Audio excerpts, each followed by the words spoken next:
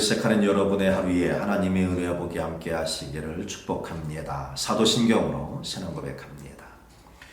전능하사 천지를 만드신 하나님 아버지를 내가 믿사오며 그 외아들 우리 주 예수 그리스도를 믿사오니 이는 성령을 잉태하사 동정녀 마리아에게 나시고 본디오 빌라도에게 고난을 받으사 십자가에 못 박혀 죽으시고 장사한 지 사흘 만에 죽은 자 가운데서 다시 살아나시며 하늘에 오르사 전능하신 하나님 우편에 앉아 계시다가 죄리로서 산 자와 죽은 자를 심판하러 오시리라.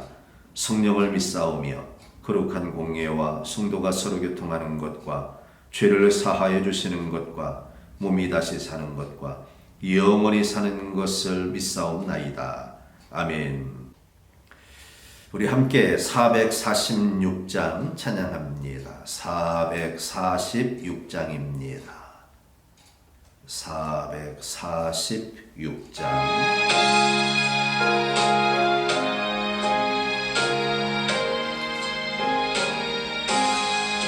주 음성 외에는 참 기쁨 없도다. 날 사랑하신 주 늘 계시옵소서. 기쁘고 기쁘도다. 항상 기쁘도다. 나 주께 왔사오니 복 주옵소서. 나 주께 왔으니 복 주시옵소서. 주 함께 계시면 근심함 이기네. 기쁘고 기쁘도다. 항상 기쁘도다. 나 주께 왔사오니 복 주옵소서. 주 떠나가시면 내 생명 헛되네. 기쁘나 슬플 때 늘 계시옵소서. 기쁘고 기쁘도다. 항상 기쁘도다. 나 주께 왔사오니 복 주옵소서. 그 귀한 언약을 이루어 주시고 주 명령 따를 때 늘 계시옵소서. 기쁘고 기쁘도다. 항상 기쁘도다. 나 주께 왔사오니 복 주옵소서.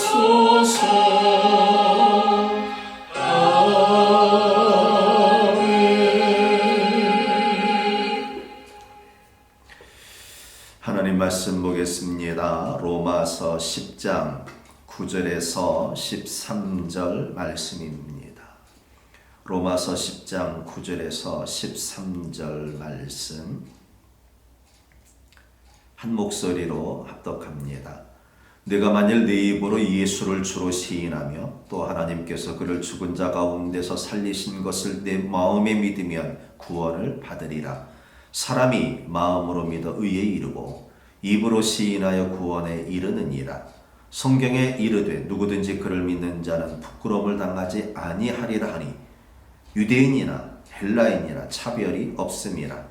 한 분이신 주께서 모든 사람의 주가 되사 그를 부르는 모든 사람에게 부여하시도다. 누구든지 주의 이름을 부르는 자는 구원을 받으리라. 아멘. 하나님의 크신 은혜와 복이 오늘도 여러분과 함께 하시기를 축복합니다. 로마서 믿음의 진수를 잘 정리해서 말씀해 주는 성경입니다. 신앙인들에게 있어서 믿음의 시작, 그리고 그 믿음의 열매, 그 해답과 결론을 우리들에게 보여주고 있습니다. 믿음의 사람, 어떤 사람들을 믿음의 사람이라고 할까요? 지금은 믿음을 보여줄 수 있는 이 한계, 크기, 모습, 이것이 이 로마서가 쓰여질 당시하고는 조금 다를 것입니다. 왜냐하면 그때는 예수라는 이름을 부르는 것조차 목숨을 걸고 불러야 했습니다. 왜냐하면 로마가 정복한 모든 땅은 오로지 그들 삶의 중심, 그들이 신뢰하고 그들이 신봉하고 그들이 섬겨야 될 그 사람은 유일하게 로마의 황제밖에 없었기 때문입니다. 황제만이 그들의 신이었습니다. 황제만을 섬겨야 했습니다. 그런데 그런 시대에 일단의 무리들이 나의 주는 황제가 아니라 가이사가 아니라 나의 주는 바로 예수님입니다 라고 고백하는 무리들이 있었단 말이지요. 그래서 예수는 그리스도, 예수는 나의 주라고 말한다는 것은 그냥 쉽게 우리들이 찬양하면서 아니면 설교를 들으면서 아니면 일상생활에서 우리가 습관적으로 내뱉는 그런 말과는 전혀 다른 무게로 그들은 해야만 했었던 것이지요. 그러니 그 시대에 주님을 부른다, 누구든지 주의 이름을 부른다라고 하는 것은 곧 목숨을 걸고 예수님은 나의 주님이십니다. 예수만이 나의 주님이십니다. 예수님만이 나의 숭배의 대상입니다 라고 말하는 것입니다. 그러니 오늘 예수 이름을 부르는 자는 구원을 받는다는 이 명제를 지금 시대로 해석을 한다면 조금 의아해질 수 있습니다. 믿음이 그렇게 간단한 것인가? 라는 생각이겠지요. 기억하십시오. 예수님을 주로 고백하는 것, 목숨을 걸고 고백하던 시대의 말씀이고, 그럼 이 시대에 예수님을 주로 고백한다는 것은 어떤 일일까요? 동일한 의미, 동일한 무게감을 갖고 우리들이 이것을 받아들여야 합니다. 사람 앞에서, 직장에서, 아니면 여러분들이 속한 공동체에서, 여러분들의 이웃 가운데서 여러분들은 예수님이 아니면 내게 죽음이 온다 할지라도 우리들은 그런 각오를 가지고 예수님을 믿고 예수님을 증거해야 되고 예수님과 함께 살아가는 삶의 결단과 열매가 있어야 합니다. 여러분들이 때때로 우리들이 흔히 007 그리스도인이라고 하죠. 숨겨진 그리스도인. 그리스도인이라는 것을 이야기할 때 삶이 불편하기 때문에 때로 그리스도인이라는 것을 이야기해서 예수님 이름의 영광을 가릴 것 같아서 애시당초부터 우리들은 처음부터 그리스도인인 것을 드러내는 것 꺼려하는 경우들이 있습니다. 이것을 그 시대로 가지고 간다면 주의 이름을 부르지 않는 것이지요. 오늘 여러분들이 조금 불편해질 수 있습니다. 예수 그리스도란 이름으로 살아간다는 사실이 다른 사람들에게 눈총을 받는 일일 수도 있습니다.